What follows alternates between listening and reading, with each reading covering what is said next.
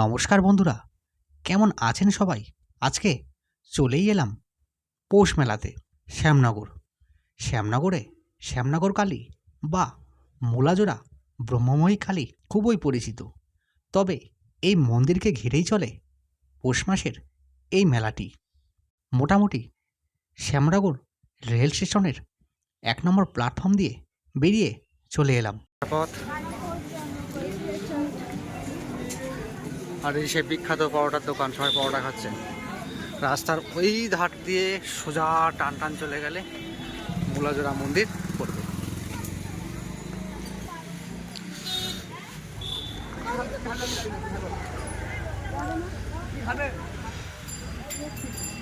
যেহেতু এখন মেলা চলছে, তাই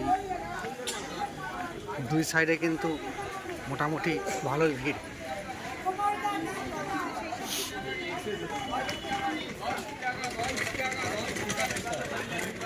দুই সাইডে কিন্তু মোটামুটি ভালোই ভিড়েছে, সুন্দর সুন্দর ঠাকুরের ফটো।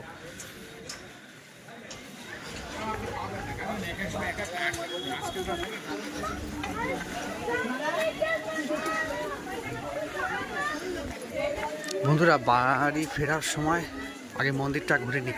বাড়ি ফেরার সময় আপাতত এগুলো সব ঘুরে ঘুরে ঘুরে ঘুরে দেখাবো।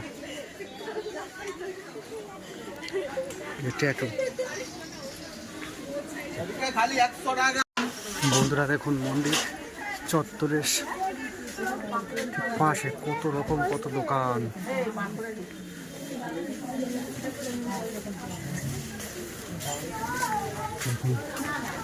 কত রকমের কত দোকান। তবে এই দোকানগুলো কিন্তু ফিক্সড, মেলার জন্য না। বন্ধুরা, এটা হলো মায়ের মন্দিরের পিছন সাইড। তবে এখানে রাধা গোবিন্দর মন্দির এবং শ্বেত শিবলিঙ্গের মন্দির আছে। ভিতরে ক্যামেরা অ্যালাউ নেই। বন্ধুরা, আমরা রয়েছি এখন শ্যামনগরের মুলাজোড়া মন্দিরে। তবে এটি প্রায় 200 বছরেরও প্রাচীন এই মন্দির। এই মন্দির নির্মাণ করেন গোপীনাথ ঠাকুর। যদি গোপীনাথ ঠাকুরের পরিচয়টা একটু খোলসা করে বলি, রবীন্দ্রনাথ ঠাকুরের পিতা ছিলেন মহর্ষি দেবেন্দ্রনাথ ঠাকুর, আর দেবেন্দ্রনাথ ঠাকুরের বাবা ছিলেন দ্বারকানাথ ঠাকুর।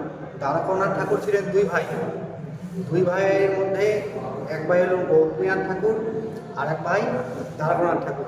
এবং একটু যদি খোলসা করে বলি, দ্বারকানাথ ঠাকুরের 7 ছেলে এবং এক মেয়ে ছিল। এই মেয়েটাই ছিল মা স্বয়ং ব্রহ্মময়ী। তবে আলাদা করে একটি ভিডিও বানানো হয়েছে বহু আগে, আপনারা দেখবেন, ডিসক্রিপশনে লিঙ্ক দিয়ে রাখবো। এই মন্দিরে স্বয়ং বাঁকাতে এসে পুজো দিয়ে যান এবং শ্রী শ্রী ঠাকুর রামকৃষ্ণ আসেন এবং রানী রাসমণি এই মন্দিরে এসে এই মন্দিরের চূড়া দেখে তিনি দক্ষিণেশ্বরের মন্দিরের যে চূড়াগুলো দক্ষিণেশ্বরে, তিনি এখান থেকে একটি এরকমই একটি চূড়ার কথা, এরকম আকৃতির চূড়ার কথা তিনি ভাবেন। তবে এটা নিয়েও বিভিন্ন রকম মতবাদ আছে। সোমরা বাজারের এক কালী মন্দিরেও তিনি যখন নৌকা ভ্রমণে যান, সেই সময়ও ওই মন্দিরের চূড়া দেখেও তিনি দক্ষিণেশ্বরের মন্দিরের চূড়ার কথা তিনি ভাবেন এবং কীভাবে মন্দিরটি তৈরি করলে আরও সুন্দর হয় রানী রাসমণি তিনি ভেবেছিলেন। বন্ধুরা, নানান রকমের প্রচলিত কথা এই মন্দিরকে ঘিরে রয়েছে। একবার সাধক কবি রামপ্রসাদ সেন তিনি যখন গঙ্গা বক্ষ দিয়ে হালি শহরের উদ্দেশ্যে তিনি যাচ্ছেন, তিনি শ্যামা সঙ্গীত গান করতে করতে যাচ্ছিলেন। তার ওই গান শোনার জন্য মা ছিলেন দক্ষিণমুখী, তিনি ঘুরে পশ্চিমমুখী হয়ে যান। তবে সাধক কবি রামপ্রসাদ সেনের সময়সীমা এবং মন্দিরের সময়সীমা বেশ অনেকটা ফারাক। তবে এরকম ঘটনাটি সত্যি ঘটেছে। তবে আজকে যে শ্যামনগরের মুলাজোড়া কালীবাড়ি, পূর্বে এই ব্রহ্মময়ী যে কালের যে শিলাখণ্ডটি, সেটি একটা সময় ডাকাতকালী রূপে পূজিত হতো। তখন এই জায়গাটি ছিল পূর্ব বর্ধমান রাজাদের আন্ডারে। সেই সময় ছিল ডাকাতদের বাস, এবং ডাকাতেরা যখন সন্ধ্যাবেলা পূজা আরতি করত, সেই সময় রামপ্রসাদ তার নৌকা নিয়ে গান করতে করতে হালি শহরের দিকে যেতেন, এবং সেই সময়কারই ঘটনা। তবে তার 4 দশক পরেই গোপীনাথ ঠাকুর এই মন্দিরটি প্রতিষ্ঠাতা করেন, এবং মা ব্রহ্মময়ী কালীর এপাশে 6টি এবং ওপাশে 6টি, দুই দিকে মোট 12টি শিবলিঙ্গের অবস্থান রয়েছে। তার মধ্যে একটি শিবলিঙ্গের পাশে দাঁড়িয়েই আমি সম্পূর্ণ ভিডিওটি করছি, এবং যেহেতু পৌষের মেলা এসেছি, বাইরে প্রচুর আওয়াজ এবং মেলার যে একটা সাউন্ড তো আছেই, টুকটাক ভিডিওটি করছি এবং ডিসক্রিপশনে লিঙ্ক দিয়ে রাখবো। আগে বিস্তারিত ইতিহাস নিয়ে এই মন্দিরের ভিডিওটি করেছি, আপনারা অবশ্যই দেখবেন। कर्पूरगौरं करुणावतारं संसारसारं भुजगेन्द्रहारं सदा वसन्तं हृदयारविन्दे भवं भवानी सहितं नमामि।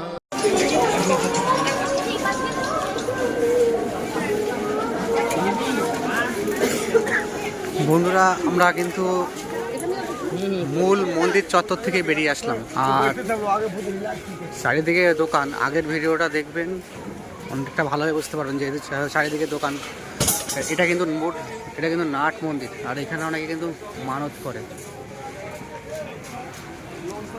যে বিভিন্ন রকমের জিনিস। একটা মেলায় আসলে যা হয়, সারা পৌষ মাস জুড়ে কিন্তু এই মেলাটি বসে। আপনারা নিয়ম শৃঙ্খলা মেনে লাইনে দাঁড়িয়ে সুস্থভাবে মায়ের এবং রাধাকৃষ্ণের পুজো দেবেন। আপনার নিজের জন্য নিজের হাতে নিন এবং আপনাদের আপনারা বিভিন্ন মোবাইল ফোন, ভ্যানিটি ব্যাগ, ঘড়ি, চুরির গহনা নিজের দায়িত্বে রাখবেন। মন্দির কর্তৃপক্ষ কোনো রকম বন্ধুরা, এই যে চত্বরটি দেখছি যে মেলা বসেছে, অন্য সময় যখন আসবেন তখন দেখবেন এই সাইডটা একদম ফাঁকা, কেউ বসে রয়েছে, গল্প করছে, এবং পিছন দিকে একটা পার্ক আছে। আপাতত পার্কটা যাওয়া যাচ্ছে কিনা দেখি আগে। তবে আজকের পরিবেশটা একেবারেই অন্যরকম।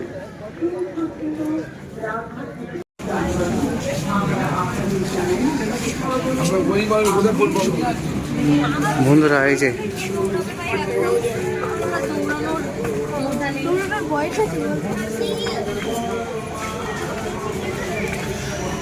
এই যে পার্ক, একদম সামনে এই যে গঙ্গা, এবং অন্যান্য সময় মেলার বেশ কিছু দোকানও কিন্তু এখানে বসতো, তবে এটি এখন আজকে এই বছর ফাঁকা।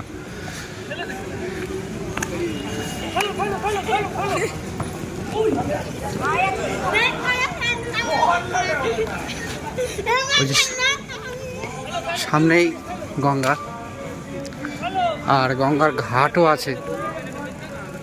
অন্ধকার হয়ে গেছে যেহেতু, তাও একবার ঘুরে দেখিয়ে দিই। আগের ভিডিওটা দেখবেন, আরও ডিটেলস সব দেওয়া আছে। বন্ধুরা, এই যে এই সাইড দিয়ে একবার যাই। ও ভাই সাহেব,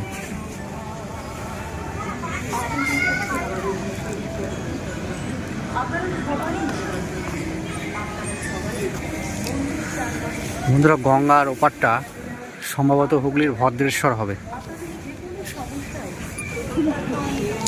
দাঁড়া, আরও সাইডে যাই।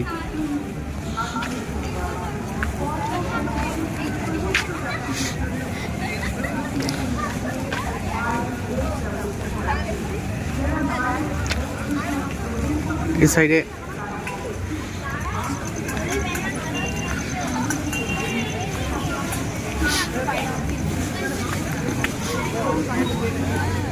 এই যে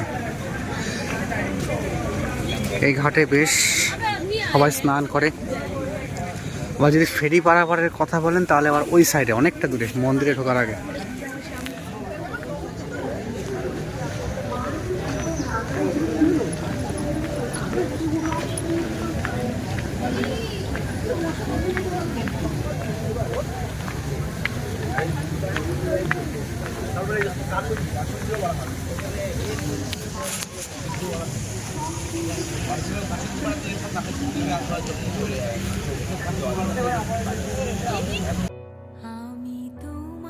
পার্কের পূর্ব দিকে রবীন্দ্রনাথ ঠাকুরের বেশ উঁচুতে বিশাল একটি স্ট্যাচু দেখলাম, সেখানে বেশ কয়েকজন মানুষ দাঁড়িয়ে রয়েছে।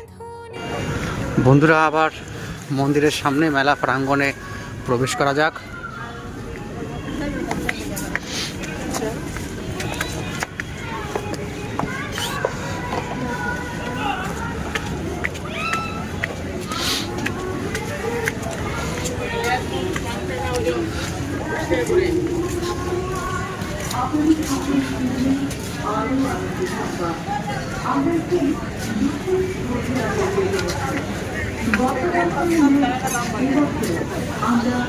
আর এপাশেও শিব মন্দির আছে 6টি। যে শিব মন্দিরগুলো ওই সাইডে দেখিয়েছিলাম সেম একই রকম, কিন্তু প্রতিটা শিবের আলাদা আলাদা নাম আছে। এই যে দেখেন, আলাদা আলাদা নাম আছে। তবে আস্তে আস্তে সন্ধে ছাড়িয়ে রাত্রির দিকে এগোচ্ছে, রাত্রি বাড়ছে, মেলার কিন্তু চেহারাটাও পরিবর্তন হচ্ছে। আসার সময় একেবারে ফাঁকা ছিল, এখন কিন্তু আস্তে আস্তে বেশ মানুষের ভিড় হচ্ছে।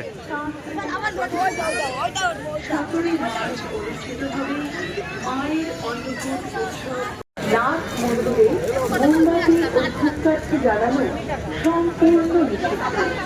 যদি কোনো ব্যক্তি ধূপকাঠি মোমবাতি জ্বালানোর চেষ্টা করে তাহলে মন্দির কর্তৃপক্ষ ও প্রশাসন ব্যবস্থা নিতে বাধ্য থাকবে, তাই আপনারা এ বিষয়ে সাবধান হবেন।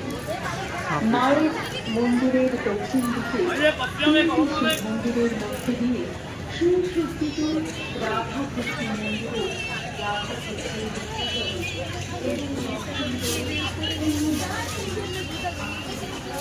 বন্ধুরা, এবার মেলায় বিভিন্ন রকমের যে জিনিস উঠেছে সেগুলো একটু আপনাদের দেখাই।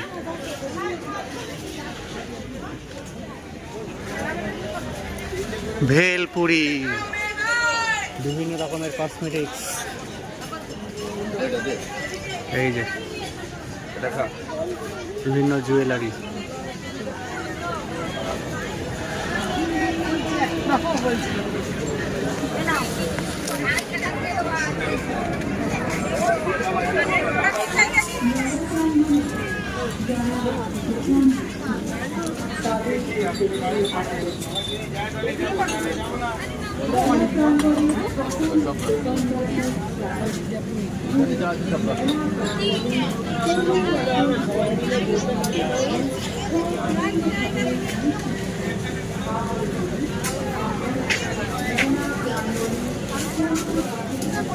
কত রকমের আসন।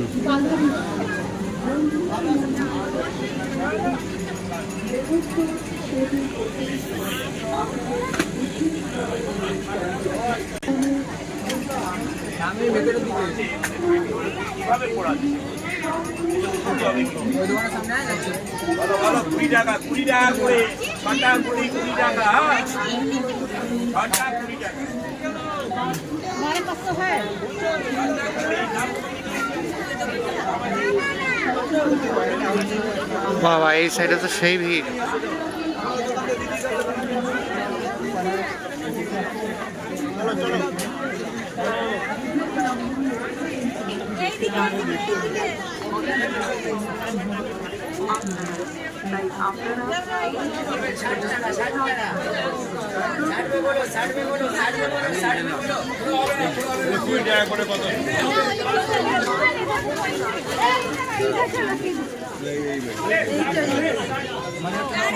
এখানে পুজোর বিভিন্ন রকম ডালা বিক্রি হচ্ছে, এই জন্য ভিড় বেশি। আর যেহেতু মা মূলা জোড়া এই জন্য জোড়া মূলা দিয়ে পুজো দিয়ে থাকে, এই জন্য মূলা জোড়া। এইখানের এটাই বৈশিষ্ট্য।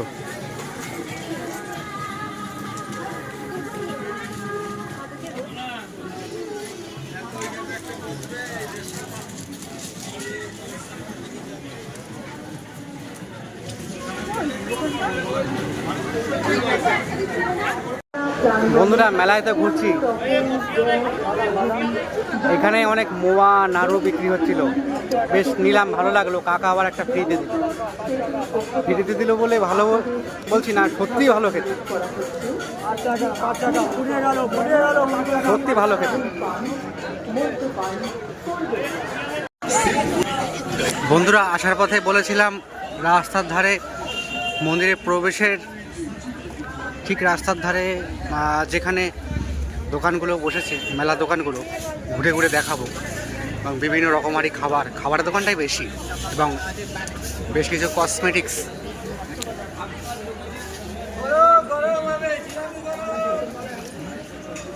দেখো কসমেটিক্স,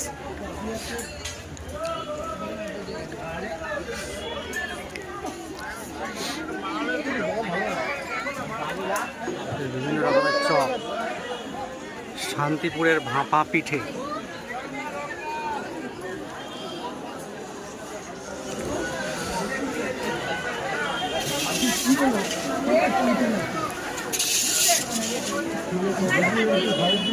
গরম নেই তো, গরম করার দিয়ে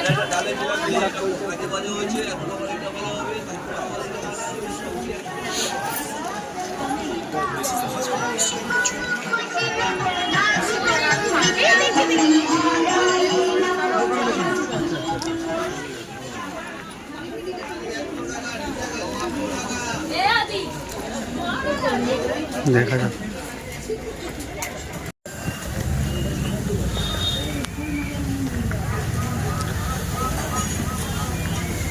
বন্ধুরা একেবারে স্টেশনের কাছে তো চলে এলাম, তবে আজকের ভিডিওটি কেমন লাগলো জানাবেন, লাইক এবং সাবস্ক্রাইব করতে কিন্তু ভুলবেন না, এবং ডেসক্রিপশন বক্সের লিঙ্ক দিয়ে দেবো। আগে যে মন্দিরটি ঘুরেছিলাম ওখানে তার সম্পূর্ণ ইতিহাস দেওয়া আছে। তবে বন্ধুরা আজকে আসি, আবার দেখা হবে অন্য কোনো স্থানে, অন্য কোনো সময়, অন্য কোনো জায়গায়।